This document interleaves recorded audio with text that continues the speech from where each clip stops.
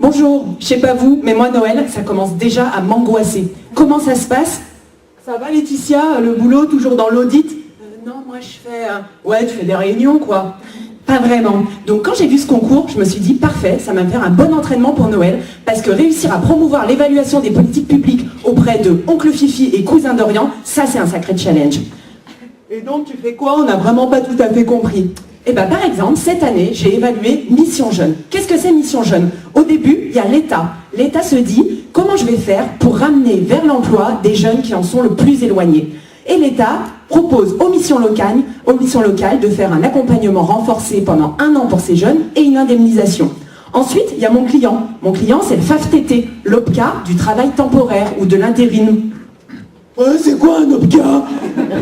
Un OPCA, c'est un organisme qui collecte les fonds de la formation professionnelle auprès des entreprises et qui les redistribue aux salariés qui en ont le plus besoin. Mais le FAFTT, il ne veut pas faire seulement la caisse enregistreuse, il veut avoir une action sur les politiques d'emploi et de formation. Du coup, il s'est dit, je vais appuyer la garantie jeune. Comment il appuie la garantie jeune? De 3 façons différentes. 1, en proposant des rencontres entre les missions locales et les agences d'emploi. 2, en proposant des formations et des contrats qui sont adaptés à l'intérim. 3, en proposant de lever les freins périphériques à l'emploi, c'est-à-dire de permettre aux jeunes de ne pas avoir de problèmes de logement, de santé ou de transport qui gênent leur recherche. Donc ça marche tout ça? Pardon, c'est Tata Monique. Et donc ça marche tout ça? Eh bien, c'est ce qu'on est allé voir avec déjà la logique d'action dans mon jargon d'évaluateur. La logique d'action, c'est ce qui est censé produire des effets. Là, la logique idéale, c'est les missions locales reçoivent les jeunes, elles invitent les agences d'intérim présentent les métiers et les entreprises qui recrutent aux jeunes. Les jeunes se disent « Ah, cool, l'intérim, ça peut être pas mal pour moi ». Ils font des missions d'intérim, ils augmentent ou ils améliorent leurs compétences et leurs aptitudes, et au bout du bout, normalement, ils ont la possibilité d'avoir un parcours plus assuré ou un parcours plus stable. Et donc, ça marche vraiment tout ça? Pour l'évaluation, on est allé voir dans 10 territoires comment les jeunes et les acteurs avaient fait bouger les lignes et s'il y avait des choses qui avaient changé. Et oui, ça marche plutôt bien. Premièrement, rapprochement entre tous les acteurs, les missions locales, les agences d'emploi et les jeunes qui apprennent à se connaître, à travailler ensemble. Avant, ils s'ignoraient, ils se toisaient. Maintenant, ils se disent qu'ils pourraient être des partenaires. Deuxième effet, l'effet première inscription. Les jeunes, missions jeunes, sont allés s'inscrire en agence d'emploi. Ils ont eu des missions d'intérim et ce n'est pas le cas des jeunes qui n'ont pas bénéficié de missions jeunes. Ah bon, c'est tout, les gens ils se parlent et ils travaillent quoi. Ben non, c'est pas tout, c'est énorme. Il y a déjà 2 paliers qui sont atteints. Et ce qu'on peut imaginer au moment du 4e palier, c'est que les missions locales et les agences d'emploi, elles vont réussir à travailler tout ensemble sur les problématiques récurrentes du territoire.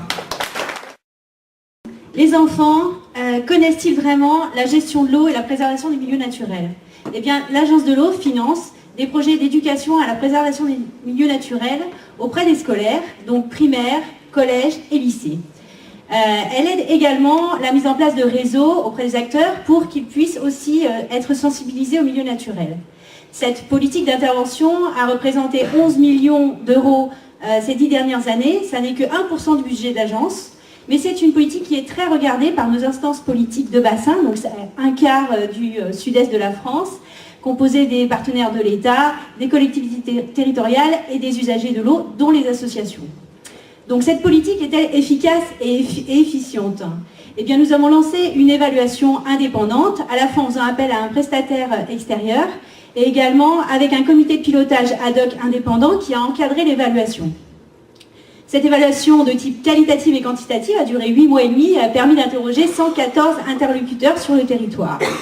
Alors, quels sont les résultats? Eh bien, les projets de sensibilisation au milieu naturel dans les écoles sont des projets de grande qualité, créatifs, innovants, expérimentaux, qui répondent aux besoins à la fois des établissements scolaires et qui sont ancrés sur le territoire. Cela étant, ce sont aussi des projets qui parlent parfois plus de l'éducation à l'environnement et au développement durable plus général ou à des petites parties des projets scolaires dans les établissements. Concernant les réseaux, l'évaluation a montré que les acteurs institutionnels et de terrain partageaient bien leur expérience, mais là également, les messages étaient plus portés sur l'éducation à l'environnement et au développement durable plus large et moins sur l'éducation à la préservation des milieux aquatiques. Donc les recommandations du consultant ont rejoint les positions de l'agence sur 2 points. La première, c'est que ces projets locaux dans les établissements scolaires était à recentrer dans des démarches contractuelles, contrats de rivière, etc., portées par les structures intercommunales et les structures locales de gestion de l'eau, et qu'il pouvait ainsi parler des projets concrets sur le territoire, type passe à poisson, reméandrage de cours d'eau, etc. Sur le plan des réseaux, l'idée était de faire passer maintenant la logique de synergie d'acteurs autour des agences régionales de la biodiversité, qui sont les chefs de file de la stratégie sur la biodiversité.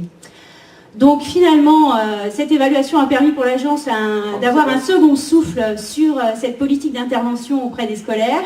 Et puis le comité d'évaluation indépendant a noté que c'est une évaluation qui pourrait servir sur d'autres projets d'éducation à l'environnement, type déchets ou changement climatique. Bonjour à tous. Vous avez tous suivi avec attention les annonces de la ministre de la Santé le 13 octobre dernier concernant le nouveau plan de lutte contre les déserts médicaux. Alors force est de constater que en la matière, les pouvoirs publics ont plutôt fait le choix d'une action plutôt incitative, même si c'est vrai qu'on entendra souvent dans les dîners, peut-être au repas de Noël de Laetitia en décembre, que ces médecins, il faut les forcer à s'installer dans les déserts médicaux. Les pouvoirs publics ont plutôt fait le choix d'une mesure incitative. Et c'est le cas de l'ex-conseil régional de Lorraine qui, en 2010, a mis en place un dispositif visant à soutenir financièrement les internes en médecine générale qui réaliseraient leur stage de médecine générale dans une zone déficitaire. Donc l'idée, déficitaire en médecin, l'idée c'est qu'en levant les freins financiers à la réalisation d'un stage dans une zone rurale, on favoriserait la découverte de cette pratique, on démystifierait les inconvénients qu'elle génère, on mettrait aussi en évidence ses avantages et puis on faciliterait à terme l'installation dans ces zones. Donc en 2015, le conseil régional souhaite faire l'évaluation de ce dispositif pour en optimiser les effets à enveloppe constante. Il se pose 3 questions. Est-ce que c'est pertinent ? Comment ça s'articule avec ce que font les autres financeurs et est-ce qu'on n'est pas en train de doublonner ? Et est-ce que ça marche ? Est-ce que ça fait découvrir la pratique en zone rurale ? Et est-ce que ça génère l'installation dans ces zones pour les futurs médecins ? Donc qu'a montré l'évaluation ? L'évaluation a montré que le dispositif est pertinent. Aider les médecins au moment de leurs études, c'est le bon moment si on veut qu'ils découvrent la pratique. Et c'est d'autant plus pertinent qu'il y a très peu d'aides qui existent à ce moment-là du parcours. Deuxième enseignement, le dispositif, il est insuffisant. En fait, il y a de nombreux leviers qui existent au choix, nombreux facteurs qui existent dans le choix d'un lieu de stage ou d'installation par ailleurs, et le facteur financier arrive en fait en deuxième, troisième position derrière la qualité du maître de stage, l'éloignement vis-à-vis du conjoint, etc. Troisième élément montré par l'évaluation, le dispositif, il est perfectible. Il est perfectible parce qu'on a identifié qu'il y avait à peu près 20% de pur effet d'aubaine, c'est-à-dire des internes qui bénéficient de cette aide alors qu'ils auraient fait leur stage dans cette zone de toute façon. Pour toucher plus les indécis, il aurait fallu doubler les montants de l'aide qui étaient accordés. Alors ça n'aurait pas permis de toucher tout le monde parce que en fait il y a encore un quart de personnes qu'on ne pourrait jamais forcer à aller faire 6 mois de stage à Rohrbach-les-Beach malgré tous les montants que vous voudrez bien vouloir leur donner. Donc à partir de ça, ce qu'on a proposé pour optimiser les effets en restant dans l'enveloppe contrainte, c'était justement de travailler plus sur les indécis. 2 manières de faire. La première, c'était d'augmenter les montants pour travailler plus sur les indécis, mais du coup en réduisant le nombre de zones ou le nombre de bénéficiaires. Deuxième option, c'était de toucher plus largement un plus grand nombre de personnes, potentiellement plus d'indécis, mais à condition de moduler un peu les montants des offres en fonction des zones. Parce qu'il y a plus de volontaires pour aller à Gérardmer qu'à Rohrbach-les-Beach.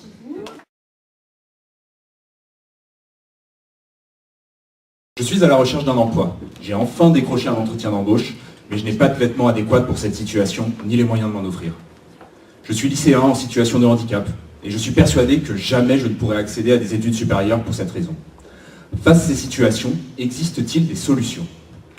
Des projets d'innovation sociale portés par des acteurs associatifs permettent de répondre à des besoins non ou mal couverts par les acteurs traditionnels du champ de l'emploi et de l'insertion. Développer ces projets, c'est la vocation du programme La France s'engage. Initiative présidentielle portée par le Fonds d'expérimentation de la jeunesse, ce programme a permis de soutenir une centaine de projets financièrement et par un accompagnement spécifique. Après 2 ans de mise en œuvre, GEST a été missionné pour réaliser l'évaluation de ce dispositif dans le champ de l'emploi et de l'insertion spécifiquement. Et ça nous a amené à un double questionnement. D'abord, à l'échelle du programme, il s'agissait de comprendre est-ce qu'il a bel et bien permis le déploiement de ces projets, à savoir toucher plus de personnes, aller sur de nouveaux territoires. Et à l'échelle de projet, il s'agissait de déterminer leur utilité sociale. Alors pour cela, on a cherché à rencontrer l'ensemble des parties prenantes de 10 projets soutenus. Donc on a mené près de 200 entretiens avec les personnes en charge de la mise en œuvre de l'action, des partenaires et bien entendu des bénéficiaires de ces actions. En termes de résultats, il est apparu qu'un des enjeux forts pour réussir le déploiement d'une innovation sociale dans le champ de l'emploi et de l'insertion, c'était la coopération entre, d'une part, les innovateurs et d'autre part, les acteurs traditionnels du champ de l'emploi et de l'insertion. Alors on pense à Pôle emploi, aux missions locales, etc. etc. Et cet enjeu, il est d'autant plus fort que les innovations sociales, elles permettent de détecter des nouveaux besoins et y répondre, de toucher un public beaucoup plus spécifique que peut permettre les actions globales des politiques publiques et de créer des nouvelles actions dans un contexte où les fonds publics se raréfient. Pourtant, de grandes difficultés semblent apparaître dans les relations entre ces deux catégories d'acteurs. Du côté des acteurs institutionnels, on a noté une vraie frilosité à l'idée de s'engager dans des démarches innovantes, avec une peur de la concurrence et finalement pas de travail pour essayer d'avoir une complémentarité avec ces démarches innovantes. Et du côté des acteurs institutionnels, il y avait une difficulté à trouver l'interlocuteur pertinent, du côté des innovateurs, il y avait une difficulté à trouver l'acteur pertinent chez les acteurs institutionnels, à parler leur langage, et aussi une peur de voir leur projet institutionnalisé et de perdre leur ADN. Donc en conclusion, on peut aussi noter que l'évaluation elle est utile pour le programme, mais elle est également utile pour les projets.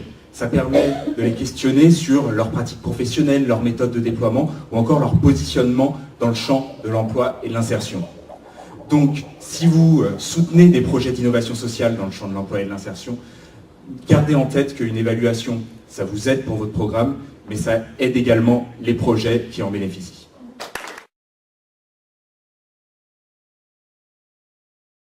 Parmi celles et ceux d'entre vous ayant un enfant, votre enfant vous a déjà sans doute appris des choses, que ce soit le nom des dinosaures ou du fait que certaines ampoules sont recyclées dans les bacs dédiés dans les supermarchés.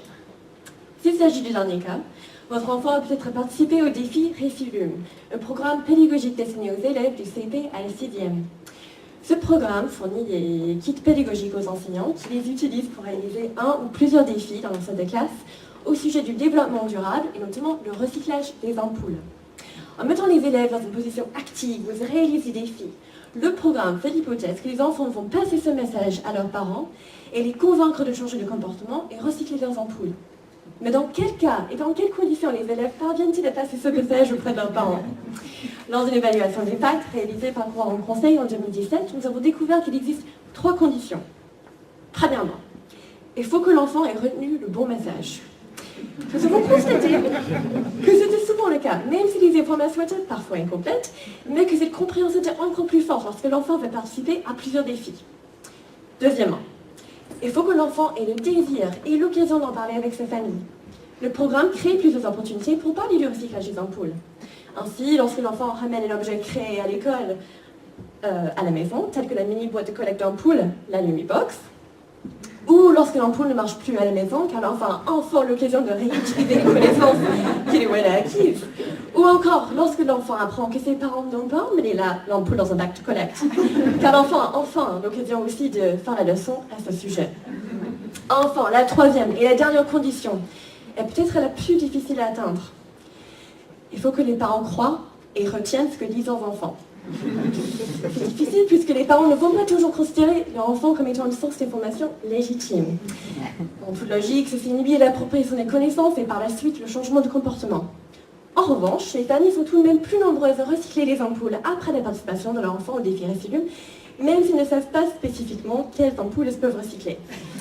Ainsi, afin de s'assurer que les parents retiennent ce que disent leurs enfants, nous avons recommandé de renforcer la communication directe envers les parents de manière à compléter l'information déjà transmise par l'enfant. Très bien. Ok. Lorsque l'on considère ces 3 conditions, nous constatons que celles-ci ouvrent des pistes de réflexion pour l'ensemble des programmes pédagogiques, que ce soit pour le recyclage, la nutrition ou encore la prévention routière. L'acquisition des connaissances par les enfants, le désir et l'occasion d'en parler avec sa famille, et enfin l'appropriation des connaissances par les familles, sont 3 conditions nécessaires pour le succès d'un programme pédagogique, qui doivent être considérées lors de la mise en place du programme, aussi bien que pendant son évaluation. Je vous remercie.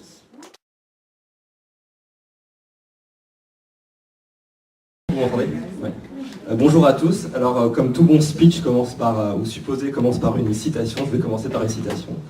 Alors, l'apprentissage doit devenir une voie d'excellence. C'est ce que notre nouveau président a déclaré pendant la campagne. Vous n'êtes pas sans savoir que l'État prépare en ce moment un projet de réforme sur l'apprentissage. La présentation de l'évaluation, donc l'évaluation que je vous présente aujourd'hui, se situe au cœur de ce thème. Donc retenez bien les quelques mots compliqués ou de jargon et les quelques sigles. Ils vous permettront sûrement de briller lors de votre prochain dîner et de faire taire l'adversaire éméché qui se situera en face de vous.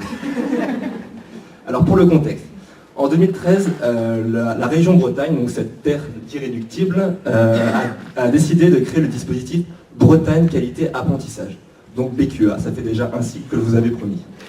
Donc le dispositif Bretagne Qualité Apprentissage est en fait une enveloppe supplémentaire destinée à améliorer le parcours de l'apprenti. Elle est destinée aux écoles d'apprentissage, donc aux centres de formation des apprentis, les CFA, pour les inciter à créer des actions pour améliorer le quotidien des apprentis. En 2017, 3 ans et demi après, la région Bretagne a décidé d'évaluer ce dispositif avec 3 objectifs. 1. Faire le bilan des actions que les CFA avaient effectuées. 2. Évaluer les effets de ces actions. Et 3. Améliorer le dispositif pour la suite.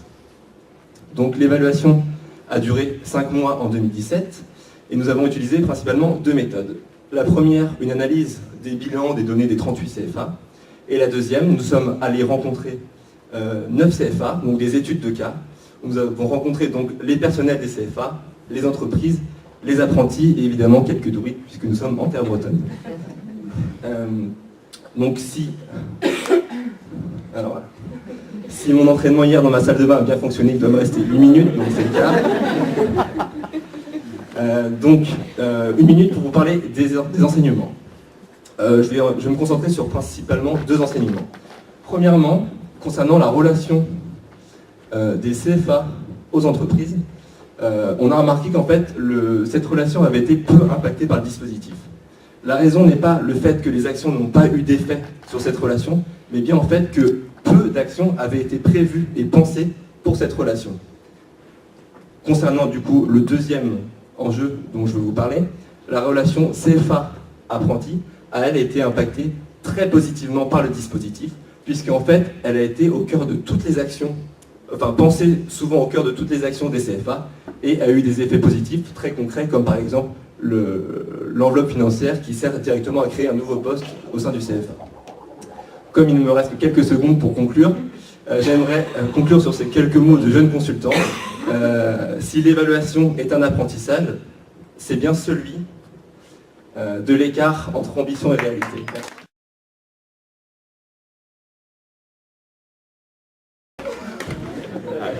Le boulet de l'évaluateur. Bon, j'ai une petite histoire à vous raconter. À votre avis, juste comme ça, là, comme ça. Le secteur qui est le moins évalué, c'est quoi? Comme ça, comme ça. L'évaluation. Quoi? L'évaluation. C'est le sport.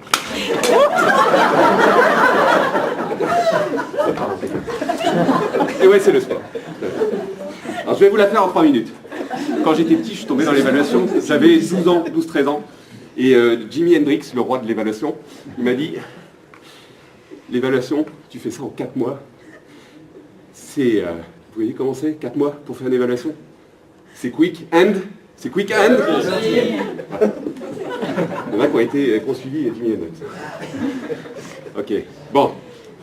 Je vais vous raconter une petite histoire. J'étais dans une petite ville, je me promenais, le maire arrive, il me croise, je ne le connais pas, il me dit Spiderman, Spideval, on a un problème avec notre dispositif sportif. C'est gratuit, on est une ville riche, on est une ville dynamique, tout le monde nous envie notre dispositif. Mais il y a un truc, je le sens pas. J'ai l'impression qu'il n'y a que des fils d'avocats, il n'y a que des fils de médecins qui y vont. Qu'est-ce que je fais, moi? Qu'est-ce que je fais? Ouais, j'arrive. Donc j'y vais, je prends mon bike. Ouais, c'est comme ça qu'on fait l'évaluation. C'est l'évaluation à l'italienne, quoi. Je prends mon bike, je déploie mes méthodes. Parce que dans la ville, vous savez quoi, dans cette ville, il disait quoi? Il disait, dans notre ville, il faut savoir skier, il faut savoir courir, ouais. Il faut savoir manger. Il faut savoir... Non. Non, ça, je la ferai pas. Voilà, donc je déploie les méthodes, je regarde le tout, observation participante, économétrie, je déploie la panoplie de ce qui m'évade. Bam! Je déploie tout. Et à la fin, qu'est-ce que je dis? Bah ça marche pas. Donc, Spielberg, qu'est-ce qu'il fait? Il n'a plus de clients. Donc, n'évaluez pas le sport, hein. Continuez à compter les médailles, continuez à compter les spectateurs, mais surtout pas le sport, quoi. Bon, le maire, il n'a pas retrouvé de boulot. Voilà, bon, allez, j'y vais, moi j'ai d'autres trucs à faire. Je laisse tomber l'évaluation.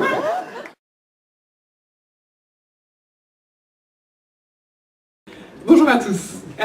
La première fois que j'ai rencontré Jean-François Caron, le maire de la commune de Los Angeles dans le bassin minier, pour discuter avec lui de son projet de transition écologique et sociale, il m'a interrompu assez rapidement et il m'a dit le mieux, Karine, pour que vous compreniez vraiment ce qui se passe sur ce territoire, c'est que vous montiez en haut du terril.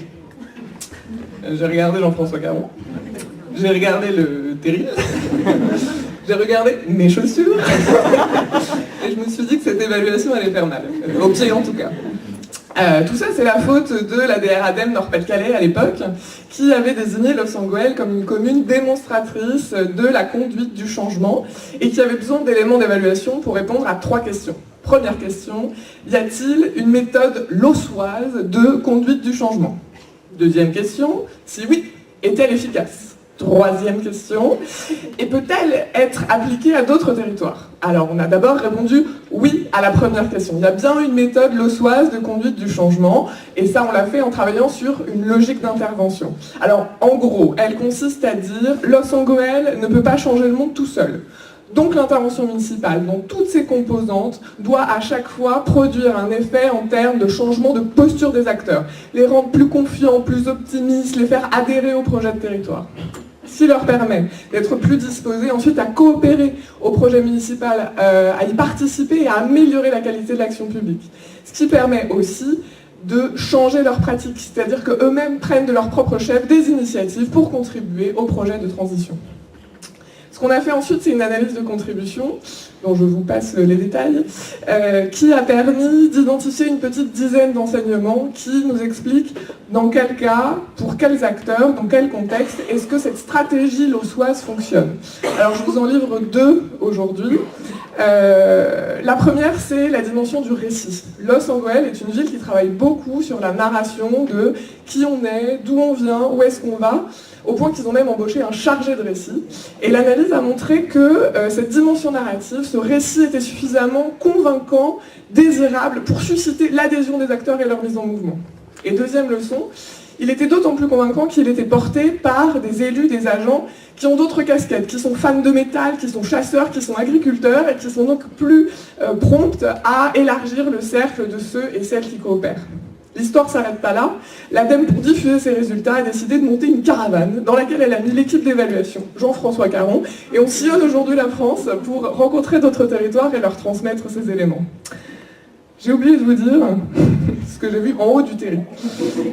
Un figuier, sans figue, mais un figuier quand même, un rosier, avec des roses celui-là, et je dois bien avouer, une belle démonstration de la capacité de l'action publique à transformer le monde.